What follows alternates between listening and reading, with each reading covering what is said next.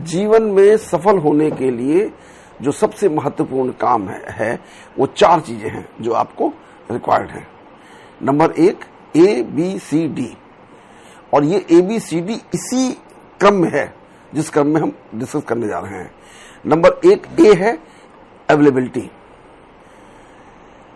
A is availability, B is behaviour, C is competence and D is dedication.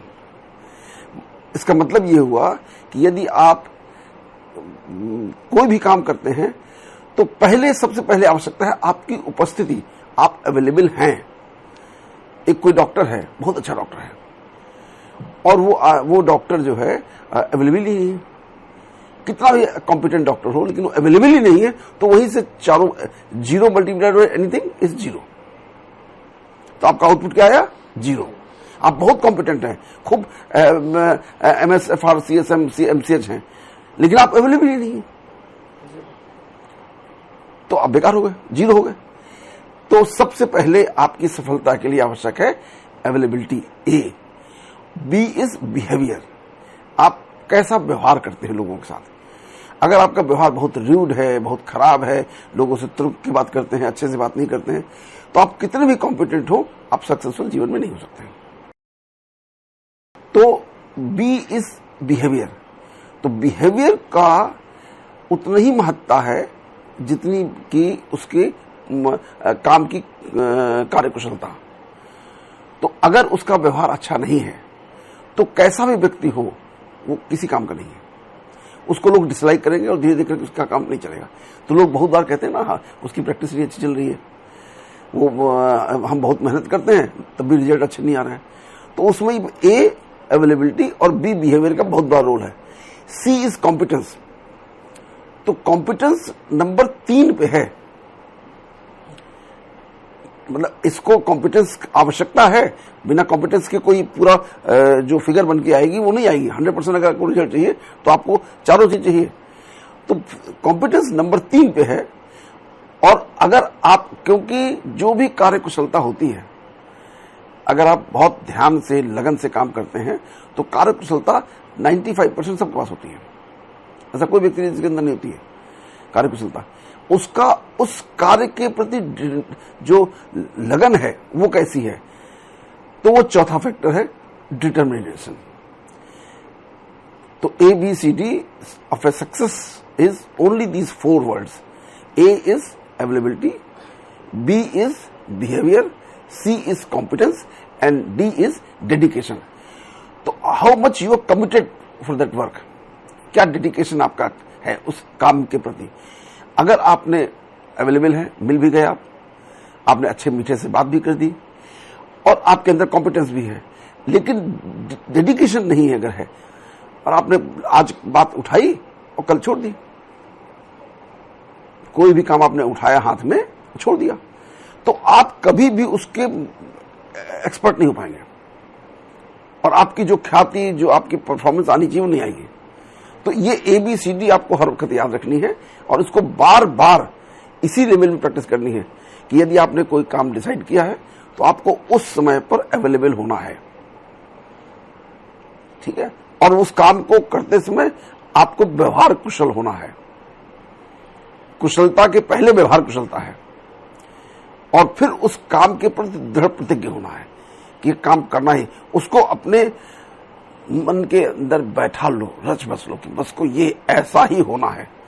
और in fact इसके लिए सबसे अच्छी प्रैक्टिस ये होती है कि आप कहें ये काम हुआ पड़ा हुआ है, ये काम हो गया। तो ये जब माइंड के अंदर ये फ्रीक्वेंसी जाती है तो उसके अंदर वैसी वाइब्रेशन पैदा होते हैं।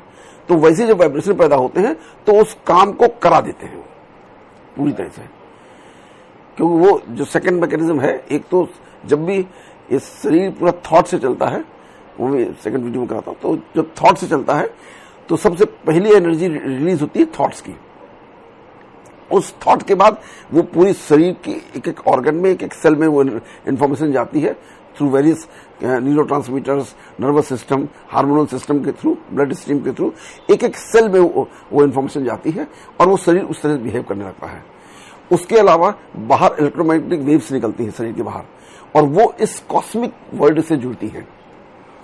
तो उस कॉस्मिक वर्ल्ड से जुड़ती हैं, तो आप जैसा थॉट प्रोड्यूस करते हैं, जो भी थॉट आपने विलिंगली किया, तो वो एक एक सेल में आपके अंदर इंफॉर्मेशन जाती है और जाकर के उसको ऑर्डर करती है कि ये काम ऐसे करना है। सारा काम ब्रेन करता है, माइंड करता है, हाथ उसके फॉलो करता है। तो सब कुछ यहां से तय होता है हेडक्वार्टर से, और ये हेडक्वार्टर इंफॉर्मेशन देता है, यही वक्तव्य देता है, ये बोलने का भी काम यही करता है, और यही काम फिर हाथ से एक्शन होता है। तो मनसा वाचा कर्मणा, ये तीनों चीजें होती है। इसमें मन से जो चीज होती है वो सबसे स्ट्रांगेस्ट है, वो ऊर्जा, वो एनर्जी सबसे स्ट्रांगेस्ट है, मोस्ट पावरफुल है। तो उसको जितना हम पावरफुल बनाते जाएंगे उतनी ज्यादा हमारा काम परफॉर्मेंस ठीक निकलती जाएगी। तो उसके लिए अपने आप को फीड करना पड़ता है, स्वयं को डायरेक्शन देना पड़ता है कि नहीं, ये काम जैसे सोचा है ऐसे ही हुआ पड़ा है। अब जैसे सोचा है, इस सोचते समय आपको ईश्वर से कनेक्ट होना है, वो उसकी डायरेक्शन में काम सोचना है। तो कोई भी ऐसा नहीं काम करना है कि हमको मेरी इच्छा ऐसा हो जाए, इच्छा उसकी होती है। तो जब आप उससे कनेक्ट होते हैं तो मोस्ट पावरफुल बन जाते हैं, क्योंकि वो तो सर्वशक्तिमान है ना, तो सारी शक्तियों का मालिक है वो। तो जब वो आपकी फ्रीक्वेंसी, जब सेम फ्रीक्वेंसी मिलती है, तो उसकी ताकत भी आपके पास आ जाती है। जैसे मोबाइल है ना, अभी डेड, अभी कुछ नहीं कनेक्टेड कहीं से नहीं है, तो इट इज डेड।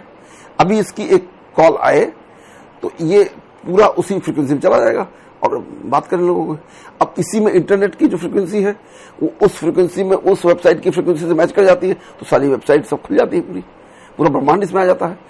ये सबसे छोटा कंप्यूटर है, ये इस पूरे ब्रह्मांड का सर्वश्रेष्ठ कंप्यूटर है ये, और इसका जो सॉफ्टवेयर है वो सर्वश्रेष्ठ सॉफ्टवेयर है।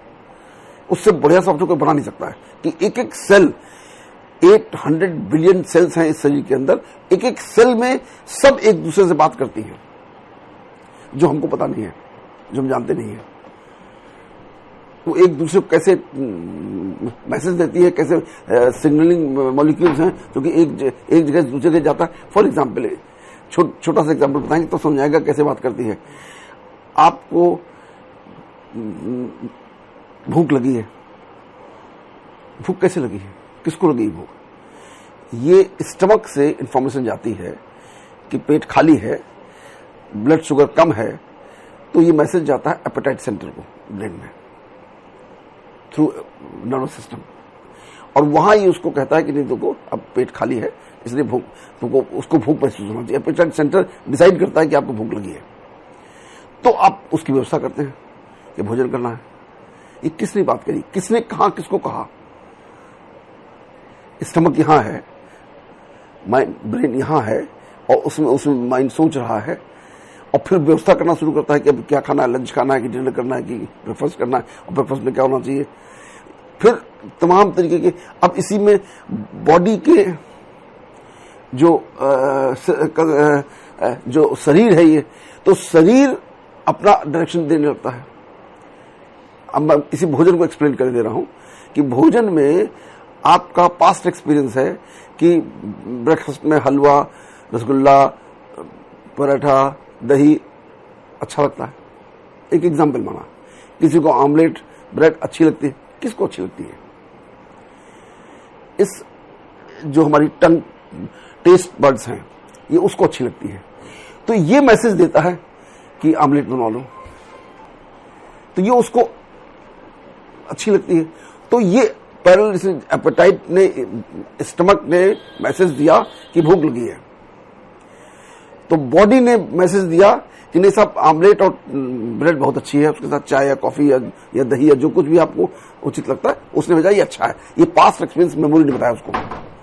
ये सब ऑटोमेटिक हो रहा है, तो कर कुछ नहीं रहा है, और आप इसको जान नहीं रहे हैं। तो आपने जो भोजन किया, किसके निर्देश पे किया भोजन? आपने भोजन टंग के टेस्ट बड्स के डायरेक्शन में भोजन भेजा। किस समय भोजन करना है, ये समय भी आपने अपनी व्यवस्था के अनुसार किया कि हम डिनर रात के 10 बजे करेंगे, टेस्ट बर्ड ने कहा कि वो बिरयानी होनी चाहिए, दम होना चाहिए और उसमें और चिकन कोरमा होना चाहिए। सब ये किसने कहा? टेस्ट बर्ड ने कहा। और रात के 10 बजे डिनर करेंगे। पास्ट एक्सपीरियंस, ये मेमोरी में है अंदर। इसने उसको कहा कि ऐसा ऐसा करो, तो माइंड ने कहा हाँ बिल्कुल यही करना चाहिए। बहुत अच्छा पास्ट एक्सपीरियंस बता रहा है। जो उसको करना चाहिए वो कोई नहीं बता रहा, क्योंकि उसकी एक मेमोरी में ही नहीं है। मेमोरी में करना ये चाहिए कि उसको पता होना चाहिए, उस आदमी को जो भोजन कर रहा है, कि भोजन हमको शाम को 7 बजे तक कर लेना है और भोजन शुद्ध सात्विक भोजन करना है, वेजिटेरियन फूड करना है। लेकिन ये मेमोरी में ही नहीं है। मेमोरी में है चिकन बिरयानी, तो चिकन बिरयानी जाती है, वहां से मैसेज गया। अब आपने जो उसको होटल वाले को ऑर्डर किया है, घर में कहा है ये बनाओ या बढ़िया तला भुना बना दिया आपने, जो कि आपके शरीर के लिए अपाच्य है। आपके शरीर को नहीं चाहिए, क्योंकि हमारे शरीर में एक बायोलॉजिकल क्लॉक लगी हुई है, जो बायोलॉजिकल क्लॉक की डिसाइड करती है कि हमको भोजन कितने बजे करना है, कितने बजे सोना है, हमको कितने बजे जगना है। ये यहां क्लॉक लगी है हाइपोथैलेमस में। उस क्लॉक के हिसाब से करना, हम उसके अगेंस्ट काम कर रहे हैं। हमको सो जाना है 10 बजे, 4 बजे हमको सो के उठना है। ये बायोलॉजिकल क्लॉक है और ये बायोलॉजिकल क्लॉक सन से लिंक्ड है। तो अगर हम उसके अनुसार काम करते हैं तो हम स्वस्थ रहते हैं, अगर उसके अगेंस्ट काम करते हैं तो अस्वस्थ हो जाते हैं। नेचुरल फिनोमेना है। तो हम एक प्रकृति का हिस्सा हैं। प्रकृति और हम अलग अलग नहीं हैं। हम भी एक प्राणी है, जैसे फूल, पौधे, वृक्ष, जीव जंतु, पक्षी, उसी तरह हम भी एक प्राणी हैं। तो हम आपस में लिंक्ड हैं। हम इस पूरे सिस्टम में, इकोसिस्टम में हम सर्वश्रेष्ठ हैं। तो हम प्रकृति के अनुसार हमको जीना है।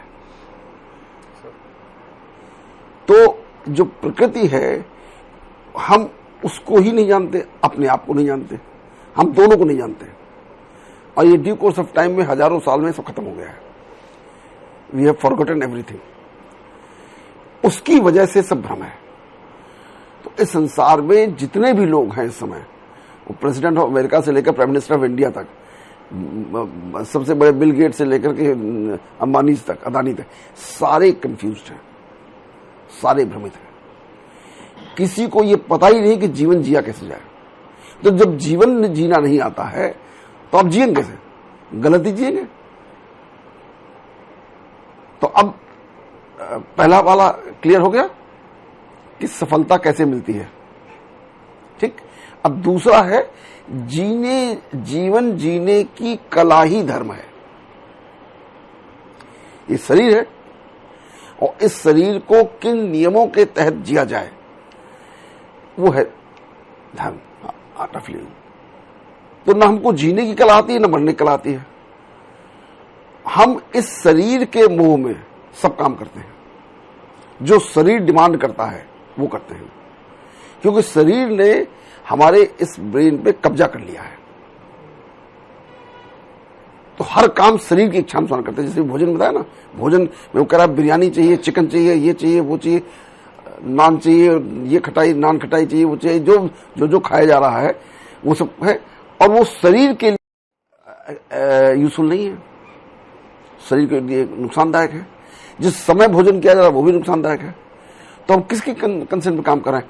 हमारी पास्ट मेमोरीज चली आ रही है बचपन से लेकर अभी तक की, कि ऐसे ऐसे ये टाइम पे भोजन करना चाहिए, ये ज्यादा अच्छा लगता है, ये कम अच्छा लगता है, जो तला भुना है वो ज्यादा अच्छा लगता है। बाकी वेजिटेबल्स और ये जमा को तो कहता नहीं, बिरयानी भाव, चिकन भाव, ये करो वो करो, उसके हिसाब से हो रहा है। तो ये सब पास्ट मेमोरी ही हमको गलत मिली हुई है। तो हम उनके अनुसार जीना जीते हैं, इसलिए गड़बड़ है। तो हमको पहले बात ये समझना है कि मैं कौन हूं और मैं कैसे काम करता हूं, और उसके मेरे धर्म क्या है। तो जब हम धर्म जान जाएं तो हम धर्म के अनुसार जीने लगेंगे। और धर्म क्या है? धर्म का मतलब है मेरी स्वयं की प्रॉपर्टी क्या है। इस शरीर और इस शरीर के अंदर जो सॉफ्टवेयर है जो एनर्जी है जो इसके अंदर फ्लो कर रही है, जिसके फ्लो करने से हम जिंदा हैं, उसको आप आत्मा कहिए, सोल कहिए, रूह कहिए, कुछ भी नाम दीजिए उसको, but it is a electromagnetic current with a consciousness, special consciousness के साथ जुड़ी हुई है इलेक्ट्रोमैग्नेटिक करंट। तो इलेक्ट्रोमैग्नेटिक करंट को हम रिकॉर्ड भी करते हैं, ईसीजी, ईईजी, ईएमजी जो निकलता है वही इलेक्ट्रोमैग्नेटिक करंट की रिकॉर्डिंग है ये। उसके साथ जब कॉन्शियसनेस भी जुड़ी हुई है, चेतना जुड़ी हुई है, तो वो चेतना ही उस इलेक्ट्रोमैग्नेटिक करंट को जीवंत बनाती है, तब जीवन बनता है। हमारे अंदर इलेक्ट्रोमैग्नेटिक करंट फ्लो कर दिया तो हम जीवित नहीं होंगे। कई बार देखा गया है कि हॉस्पिटल्स में देखते हो कि मरीज भर्ती है और मरीज को उसके अंदर सांस भी चल रही है, हार्ट भी चल रहा है, सब कुछ चल रहा है, लेकिन उसका ब्रेन डेड है। तो जब ब्रेन डेड है मतलब इसका क्या है कि चेतना नहीं है। तो इलेक्ट्रोमैग्नेटिक करंट है, आप उसका ईसीजी कर रहे हो, आ रही है, लेकिन जब ईजी कर रहे हो तो फ्लैट है, ईएमजी कर रहे हो तो फ्लैट है। तो वो चेतना गायब हो गई, उसमें इलेक्ट्रोमैग्नेटिक करंट है उसके अंदर, इसलिए हम ईसीजी आ रहा है, रेस्पिरेशन वाला ले रहे हैं तो वो भी आ रहा है। तो ये इलेक्ट्रोमैग्नेटिक करंट है विद कॉन्शियसनेस, चेतना के साथ, वो हम हैं। जो उसकी प्रॉपर्टी है उसको बढ़ाने का काम जो करता है वो है ज्ञान, जो उसको बढ़ाता है, नॉलेज। ज्ञान उसको कहते हैं जो आपको ये चेतना देता है, ये जानकारी देता है कि आप स्वयं क्या हैं। यही ज्ञान है। आप एक ऊर्जा हैं, एनर्जी है, इलेक्ट्रोमैग्नेटिक करंट है विद कॉन्शियसनेस, जो इस ब्रह्मांड की कॉन्शियसनेस से जुड़ा हुआ है, जो इस कॉस्मिक वर्ल्ड से जुड़ा हुआ है। तो जो कलेक्टिव कॉन्शियसनेस है इस पूरे ब्रह्मांड की, that is my father, that is the supreme father, that is my God, वही ईश्वर है।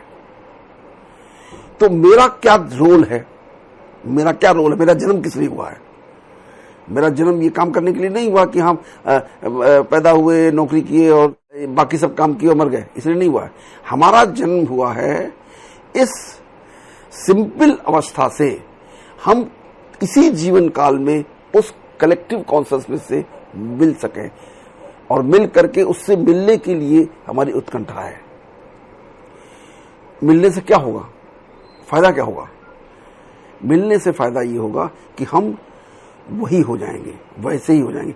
मिलते हम वैसे नहीं हैं कि मर्ज नहीं करते हैं, हम सेपरेट रहेंगे, हम बन गए हैं। एनर्जी कभी डिस्ट्रॉय नहीं होती, एनर्जी इमॉर्टल है। तो हम ऐसे ही रहेंगे, बिना शरीर के होंगे। शरीर बार बार जन्म लेगा, लेकिन हम ऊर्जा के रूप में रहेंगे। लेकिन अभी जो ऊर्जा हमारी है, जो एनर्जी है, जो सोल है, वो हमारी ऊर्जा की जो पावर है वो बिल्कुल डिस्कनेक्टेड है। तो सिर्फ 3% पावर हमारे पास है, 97% पावर डेड हो चुकी है। इसी कारण से हम सब भ्रमित हैं। तो जो 100% ऊर्जा वाले लोग हुए, वो जो हमारे साइंटिस्ट हुए, जो ऋषि मुनि ज्ञानी हुए, पैगंबर हुए, जब वो कनेक्ट हो गए उस कलेक्टिव कॉन्शियसनेस से, तो उनको इस पूरे ब्रह्मांड का ज्ञान दिखने लगा। जब उनको पूरे ब्रह्मांड का ज्ञान दिखने लगा तो उन लोगों ने देखा कि ये तो जो, जैसे मैं अभी स्टेटमेंट दे रहा हूं, अगर ये आप आंखों से देखें, जैसे मैंने स्टेटमेंट अभी दिया कि अमेरिका के प्रेसिडेंट से लेकर भारत का प्रधानमंत्री तक सारे कंफ्यूज हैं, अमेरिका का राष्ट्रपति, बिजनेसमैन से लेकर इंडिया का बिजनेसमैन, जो टॉप बिजनेसमैन, सब कंफ्यूज हैं। सबको ये मालूम ही नहीं कि हमको करना क्या है, और तो जिस दिशा में जो काम कर रहे हैं उसमें गलत काम कर रहे हैं, इसीलिए दुख में है। तो सुख प्राप्त करने के लिए आपको सही दिशा में काम करना होगा। अब दूसरा विषय आता है कि वास्तव में हमको जुड़ना क्यों है? हम बगैर जुड़े ठीक नहीं है क्या? तो बगैर जुड़े हम ऑलमोस्ट डेड हैं। 3% पावर कुल है। अगर ये मोबाइल है, बहुत बढ़िया मोबाइल है, आपको बिल्कुल स्वस्थ, जिम में जाता है रोज आदमी, बढ़िया एक्सरसाइज करता है और बिल्कुल उसका शरीर स्वस्थ है, लेकिन उसकी आत्मा के अंदर ताकत ही नहीं है। क्योंकि वो जो भी शरीर स्वस्थ होने का जो काम करता है वो सब गलत दिशा में काम करता है, तो आउटपुट तो आना नहीं है कुछ भी। इस शरीर के अंदर जो एनर्जी प्रवाहित हो रही है, जो ऊर्जा है जिसके साथ चेतना जुड़ी हुई है, जिसको हम सोल या आत्मा कहते हैं, वो उसके अंदर इनर एक उत्कंठा है, उसके अंदर इनर उत्कंठा है कि मैं अपने जैसे, अपने पिता जैसा हो जाऊं, क्योंकि उसमें ही हमको सुख, शांति, आनंद मिलता है। तो चूंकि हमारे धर्म के ठेकेदारों ने, जो बावले हो गए, उन्होंने सही रास्ता नहीं बताया, इसलिए वो हम ढूंढते हैं बाहर। हमें चाहिए शांति, हमें चाहिए सुख, हमें चाहिए आनंद, तो हम बाहर के लोगों से ढूंढते हैं, उन परिस्थितियों से ढूंढते हैं, उन लोगों से ढूंढते हैं कि हमको ये मिल जाए, और मिल जाए तो हम अंदर से संतुष्ट होते हैं। बाहर से जो भी चीज मिलती है वो सब की सब ऐसी है जो टेम्परेरी है, कोई चीज परमानेंट नहीं है। इस संसार में परमानेंट सिर्फ दो ही हैं, वो है मैं स्वयं आत्मा और मेरा पिता परमात्मा।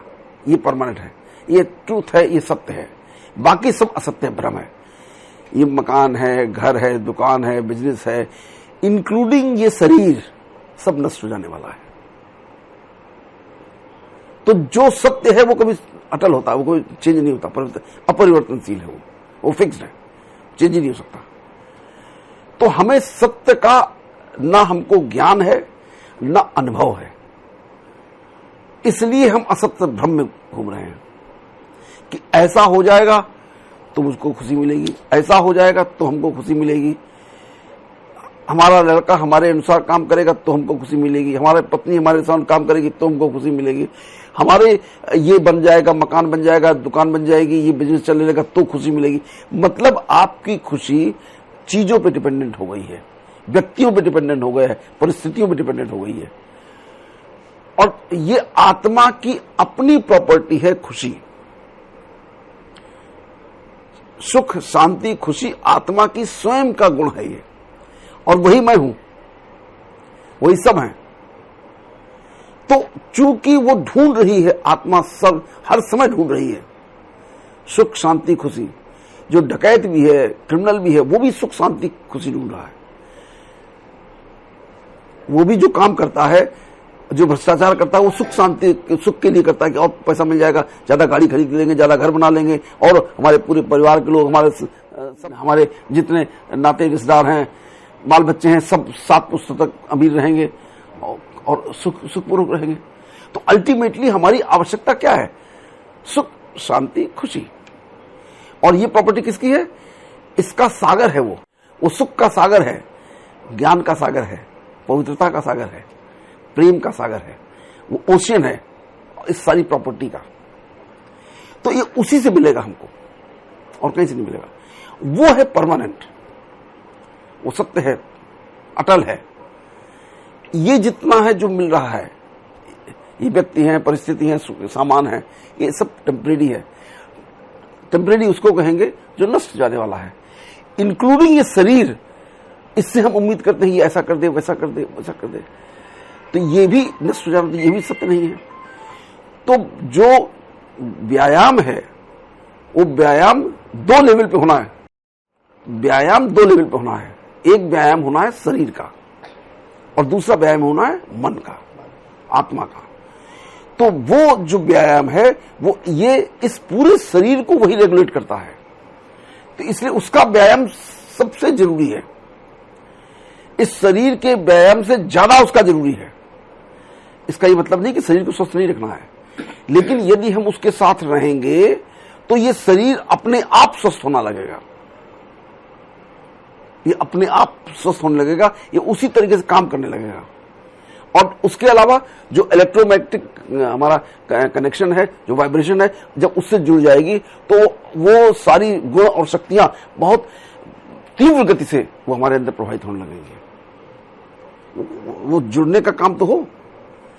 हम तो डिस्कनेक्टेड पड़े हुए हैं, और ये मालूम भी नहीं है, तरीका भी नहीं मालूम कि कैसे जुड़े हम। इसीलिए आजकल आप देखते होंगे कि लोग 6 पैक ऐप हैं उनके अंदर और सारे बिल्कुल स्वस्थ हैं, वो ट्रेडमिल कर रहे हैं और जिम के अंदर उनकी मृत्यु हो रही है। क्यों हो रही है मृत्यु उनकी? शरीर तो स्वस्थ है पूरा, सारे लेबोरेटरी टेस्ट कराए, सब नॉर्मल आएंगे उनके, लेकिन यहां कचरा भरा है। तो जो जीवन जीने की जो कला है वो बिल्कुल एबनॉर्मल है। तो वो जो जीवन जीने की कला नहीं आ रही है, इसलिए वो गलत तरीके से जी रहे हैं, इसलिए गलत तरीके से मर रहे हैं। न जीना आया न मरना आया, दोनों नहीं आया। तो अब तुमको ये पता होना चाहिए कि कैसे हम जिए, कैसे हम रहें। साथ में ये जो लोग पैगंबर हुए, जिस धर्म में लोग जिस जगह पर जहां भी वो पैदा हुए और जो ईश्वर से कनेक्ट हो गए, अल्लाह से कनेक्ट हो गए, गॉड से कनेक्ट हो गए, उन लोगों को ये पूरा वो त्रिकालदर्शी हो जाते हैं। भूत, वर्तमान, भविष्य सब उनको दिखाई दे रहा होता है। तो उन्होंने ये महसूस किया कि जो आगे आने वाली जो हमारी नस्लें हैं, जो आबादी है, वो बिल्कुल धर्म को भूल जाएगी। तो उन्होंने धर्म के साथ कुछ कर्मकांड जोड़े कि वो याद बना रहे। पहले प्रेस नहीं थी, लिखा पढ़ी कागज नहीं थे, तो पहले श्रुति के माध्यम से होता था। गुरु शिष्य को सुनाता था, शिष्य फिर शिष्य को सुनाता था। तो ये श्रुति के माध्यम से ये सारा का सारा ज्ञान आगे चलता था। फिर जब पुस्तकें आना शुरू हुई तो लिखी जाने लगी, तो बाइबिल लिखी गई, कुरान लिखी गई, गुरु ग्रंथ साहब लिखे गए। ये सब लोग इनलाइटेंड लोग थे ये। तो उन्होंने वहां के टेम्परेचर, वहां की व्यवस्था और वहां के रहने सहने के ढंग, शादी विवाह के ढंग, खाने पीने के ढंग, उस पर्टिकुलर जियोग्राफिक सिचुएशन के अनुसार उन्होंने लिख के दिए, बताया कि ऐसे रहो, ऐसे रहोगे तो स्वस्थ रहोगे तन से और मन से। उन किताबों को लिखा गया। उनके बाद वो तो उन्होंने जब लिखा तो वो तो प्योरेस्ट फॉर्म में थे। वो चाहे पैगंबर साहब थे, इब्राहिम थे, चाहे नानक साहब थे, या जो हमारे कृष्ण हुए, राम हुए, ये लोगों ने जो लिखा वो सब सही लिखा। जीसस क्राइस्ट हुए, सब ने लिखा सही। सारे धर्म ग्रंथों को अगर आप उसका ट्रांसलेशन करिए तो सबका अर्थ एक ही है। किसी धर्म ग्रंथ में इसके अलावा कुछ नहीं लिखा गया है सिवाय इसके कि मैं आत्मा हूं, उन्होंने लिख दिया रूह हूं, उन्होंने लिख दिया मैं सोल हूं, मैं एक एनर्जी हूं और मेरे ये गुण हैं और इन गुणों के अनुसार मुझे जीना चाहिए। सब धर्म ग्रंथ, मुझे क्या वो गुण है हमारे कि हमको सबको प्रेम करना है, सबके साथ शुभ भावना रखनी है, शुभकामना रखनी है, सबको जो वंचित हैं उनके लिए दान देना है, उनको भी अपलिफ्ट करना है। जो किसी अपने कर्मों की वजह से आज अच्छी कंडीशन में नहीं तो उनके उत्थान के लिए काम करना है। ये हमारे गुण हैं और हम कर क्या रहे हैं? ईर्ष्या, द्वेष, क्रोध, मोह, अहंकार, लोभ, हमारा लालच जो है वो हमारी मेन कैरेक्टरिस्टिक बन गई है। बेस बन गया है कि सब कुछ, लोभ का मतलब है कि वो ग्रीड कि सब कुछ हो और सिर्फ मेरे लिए हो। जब मेरे लिए हो जाए तो मेरे लोगों के लिए हो जाए और वो जीवन काल तक चलती रहे, अनंत काल तक रहे, वो सुख समृद्धि हमारे पास अनंत काल तक रहे, जो हो नहीं सकता है। तो ये लालच जब पूरी हो जाती है, जब ग्रीड पूरी हो जाती है तो अहंकार आता है। मुझसे बड़ा कोई नहीं, मैं सबसे बड़ा, मैं सर्वशक्तिशाली। वो तो बहुत छोटा शक्तिशाली, वो दिखाई भी नहीं देता। ईश्वर तो दिखाई भी नहीं देता, वो भी हमारे सामने कुछ नहीं है। वो चाहे क्रिमिनल हो, चाहे पॉलिटिशियन हो, चाहे एक ब्यूरोक्रेट हो, चाहे एक बिजनेसमैन हो, सब अपने आप को सोचता मुझसे बड़ा कोई नहीं। छोटा सा एक व्यापार किसी का शुरू हो गया, बड़ा हो गया, कुछ 100 करोड़, 1000 करोड़, 2000 करोड़, लाख करोड़ का बिजनेस हो गया, तो समझ लगा मैं पूरे इस ब्रह्मांड का मालिक हो गया, जबकि वो तुच्छ है, कुछ भी नहीं है। एक आदमी बना, छोटा एमएलए बना, एमपी बना, मिनिस्टर बना, प्रधानमंत्री बन गया, राष्ट्रपति बन गया, उसके बाद उसने मैं सबसे बड़ा पावरफुल, मेरे सामने सभी निरीह लोग हैं। ये कोई आपको जीवन की खुशी नहीं दे सकता, जो आपकी बेसिक रिक्वायरमेंट है। ये सारे लोग तनाव में जीते हैं, मानसिक तनाव, क्योंकि जब हम अपनी आत्मा के मूल स्वभाव के विपरीत काम करते हैं तो हम तनाव में रहते हैं। क्योंकि तो उस तनाव को दूर करने का सिर्फ एक ही तरीका है कि हम प्रकृति के अनुसार रहने लगें। तो जैसा मैं अभी बता रहा था कि धर्म गुरुओं ने क्या किया, धर्म गुरुओं ने वो सारा नॉलेज लिखी, किताब में लिख दी और उसको करने का तरीका बता दिया। तो उसके कुछ कर्मकांड जोड़ दिए कि तुम इस तरीके से करो। फॉर एग्जाम्पल हमारे यहाँ पर हिंदुओं में बताया गया कि सुबह इतने बजे उठो, फिर ध्यान करो, फिर योग करो, फिर ये पूजा करो, सब तरीके की पूजाएं बना दी गई, जोड़ दी गई। मुसलमानों में बना दिया गया कि तुम नमाज पढ़ो, 5 टाइम की नमाज पढ़ो, इस तरीके से करो, प्रैक्टिस करो। क्रिश्चियंस में बता दिया गया उसी तरह बाइबल के पाठ करो, कैंडल जलाओ।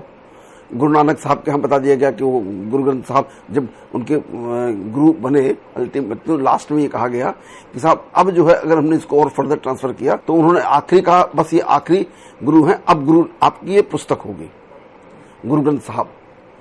तो उस गुरु ग्रंथ साहब को उन लोगों को रखा गया कि अब इसी को पढ़ो और इसी की तरह जियो, जो नानक कह गए, गुरु नानक जी कह गए हैं। तो क्या किया, उस पुस्तक को बढ़िया सनील का कपड़ा, सॉटन का, मलमल का, मखमल का कपड़ा, उसके ऊपर ढका और ढक करके और उसके ऊपर चपड़ ढुलाने लगे। जिस किताब को खोल के पढ़ना था उस किताब को बंद कर दिया। जस्ट ट्राई टू अंडरस्टैंड कितना हम भ्रमित हो गए। कुरान अरबी में लिखी हुई है, जिन्होंने लिखी थी उनको अरबी आती थी, जो लोग फॉलो कर रहे हैं उनको अरबी आती नहीं है, उनको एक लाइन नहीं आती उसकी, तो वो सिर्फ उसको रट रहे हैं, बिना ये जाने किसी ने लिखा गया है। जो काम हम अपने बॉडी कॉन्शियसनेस के कारण कर रहे हैं, वो काम जो कुरान में लिखा है उसके विपरीत कर रहे हैं। 24 घंटे कर रहे हैं, लेकिन पढ़ रहे हैं 5 बार की नमाज भी पढ़ रहे हैं, 5 बार की नमाज भी पढ़ रहे हैं, लेकिन काम सब उसके विपरीत कर रहे हैं। ऐसे जो सनातन धर्मी है वो भी वही काम कर रहे हैं, मुस्लिम भी है वो भी वही काम कर रहे हैं, गुरु ग्रंथ साहब फॉलो करने वाले वही काम कर रहे हैं, जैनी भी वही कर रहे हैं, सब लोग वही कर्म कर रहे हैं, विकर्म, सब ईर्ष्या, द्वेष, क्रोध, मोह, अहंकार। इसलिए संसार में इतनी हिंसा है, इतना दुख है, और हर एक का रिजल्टेंट दुख है।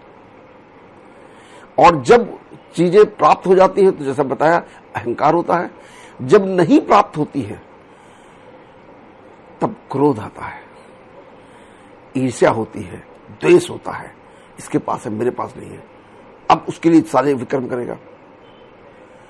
तो अल्टीमेटली इस सारे संसार की जड़ जो है, जो दुखों की जड़ है, वो है लोभ, ग्रीड। तो ग्रीड से अगर मुक्त हो जाएं कि जितने रिसोर्सेज बने हैं इस संसार में सब लोग उंगली बनाए गए हैं, किसी एक के नहीं है, इसीलिए आदमी नष्ट हो जाता, खत्म हो जाता, चला जाता। वो लगता है वित्तीय संपत्ति इकट्ठा करी और संपत्ति इकट्ठा करके बस मेरे पास रहेगी, तो जो मैं हूं वो तो चला गया, शरीर चला गया भैसा कुंड में, देयर इज नथिंग लेफ्ट। लेकिन पूरे जीवन आप वो इकट्ठा करने में लगे रहे, जो आपके गुण थे उनसे विपरीत काम करते रहे, तो हमेशा तनाव में रहे, परेशान दुखी रहे। और जब जब ये तनाव पैदा होता है तब तब बीमारी पैदा होती है। तो जब तक हम अपने स्वयं के स्वभाव में स्थित नहीं होंगे तब तक हम बीमार रहेंगे, तन से और मन से। तो बीमारी दूर करने का तरीका सिर्फ एक है कि हम अपने प्राकृत स्वभाव में आ जाएं, जैसा ईश्वर ने हमको बनाया था हम वैसे ही हो जाएं, उन्हीं गुणों को धारण करें, उन्हीं शक्तियों को धारण करें, जो शक्तियां ईश्वर ने हमको दी हैं, जो गुण हमारे अंदर दिए हैं, उनको रोज पल्लवित करें। और उसको पल्लवित होने का काम तरीका सिर्फ एक है, जब हम कनेक्ट होते हैं, जब हम ध्यान करते हैं, वही हम अपने आप को रिमाइंड करते हैं, हम नई मेमोरीज लिखते हैं, नए ढंग से लिखते हैं। क्योंकि जो अभी तक की मेमोरीज हैं वो सब कौन सी हैं? ईर्ष्या, द्वेष, क्रोध, मोह, अहंकार, काम, कंपटीशन, कंपैरिजन, एक दूसरे की गला काट कंपटीशन। तो ये सारा का सारा जो काम है, ये सारा का सारा काम हमको बीमार करता है। इसलिए इस समय पूरी दुनिया में 850 करोड़ लोग सब बीमार हैं, 100% बीमार हैं लोग। और एवरेज कैलकुलेट किया गया तो पाएगा कि 2 बीमारी एवरेज हर आदमी पास है। किसी के पास 4 है तो किसी के पास 1 है, लेकिन एवरेज 800 करोड़ आबादी है पूरे विश्व की, तो 1600 करोड़ बीमारियां हैं, जिसका ठीक करने का जिम्मेदारी डॉक्टरों की है। डॉक्टर स्वयं भ्रमित हैं, तो क्या ठीक करेंगे? उनको खुद ही नहीं पता कि हम इलाज क्या करें। तो इलाज सिंगल डायमेंशनल इलाज हम कर रहे हैं। जो बीमारी होती है उसके काट के लिए जो दवा होती है कि अगर इन्फेक्शन होगा तो एंटीबायोटिक दे देंगे, अगर अगर अगर वायरल इन्फेक्शन होगा एंटीवायरल दे देंगे, डायबिटीज होगी तो एंटी डायबिटिक दे देंगे, हाइपरटेंशन होगा तो हाइपरटेंसिव दे देंगे, अगर कोई अंदर ग्रंथि बन गई, कोई ब्लॉकेड हो गया तो एंजियोप्लास्टी कर दिया, एंजियोग्राफी कर दिया, कोई स्टोन बन गया स्टोन निकाल दिया, कहीं कोई और ट्यूमर बन गया ट्यूमर निकाल दिया। लेकिन बना क्यों? तो जब ये जो सिंगल इलाज है इसको कहते हैं सिंगल डायमेंशनल इलाज। और जो हम प्रोपोगेट करते हैं वो 3 डायमेंशनल इलाज है कि हम लोगों ने समय के अनुसार जो हमारे धर्म गुरुओं ने बताया, जो हमारे पैगंबर थे, जो हमारे ऋषि मुनि थे, उन लोगों ने जो बताया उसमें उन्होंने कर्मकांड जोड़ दिए कि इन कर्मकांडों को साथ में करते रहना। तो आगे चल करके जो धर्म के ठेकेदार बने वो सब बावले लोग हो गए और उन्होंने ये अपने मन में ये बात धारणा धारण करी कि चूंकि हर आदमी चिंता में भय में है, ऐसा ना हो जाए वैसा ना हो जाए ये ना हो जाए वो ना, तो उन्होंने उसको एक व्यापार बना दिया और उस व्यापार के तहत उसको इस तरीके से करने लगे कि जिससे उनका जो अज्ञानी काम बाकी लोग हैं वही अज्ञानी वो बड़े अज्ञानी है, जितने बड़े ठेकेदार उतने बड़े अज्ञानी हैं वो। तो इसलिए सब लोग कंफ्यूज हो गए। तो वो कर्मकांड करने लगे, ये नमाज पढ़ने लगे 5 बार, ये घंटी बजाने लगे 5 बार, और बाकी वो चावल ढुलाने लगे, वो कैंडल जलाने लगे। अर्थ किसी को नहीं पता कि हमको करना क्या है। तो इसलिए वो कर्मकांड ही धर्म बन गया, जबकि कर्मकांड एक गाइडलाइंस थी कि आप इतने बजे उठिए तो इतने बजे सूर्य नमस्कार करिए, इतने बजे आप उनको करिए, जिससे प्रकृति से हम जुड़े। हमारे जितने भी काम है सब प्रकृति से जुड़ने के लिए है। तो इसलिए ये सब धर्म के लोग सब भ्रम में चले गए, सब कंफ्यूजन में चले गए। धर्म सिखाता है कि हमको सबसे प्रेम करना है, सत्य निस्वार्थ प्रेम करना है, सबके प्रति करुणा रखनी है, सबके प्रति दया रखनी है, सबके प्रति शुभभावना रखनी है, शुभकामना रखनी है सबके प्रति। और पूरे विश्व में क्या हो रहा है? लड़ाई झगड़ा, एक व्यक्ति दूसरे व्यक्ति से लड़ रहा है, एक समाज दूसरे समाज से लड़ रहा है, एक कम्युनिटी दूसरी कम्युनिटी से लड़ रही है, और एक देश दूसरे देश से लड़ रहे हैं, पूरे देश, और धर्म के नाम पर लड़ रहे हैं। जो धर्म प्रेम करना सिखाता है वो उसके नाम पर युद्ध कर रहे हैं।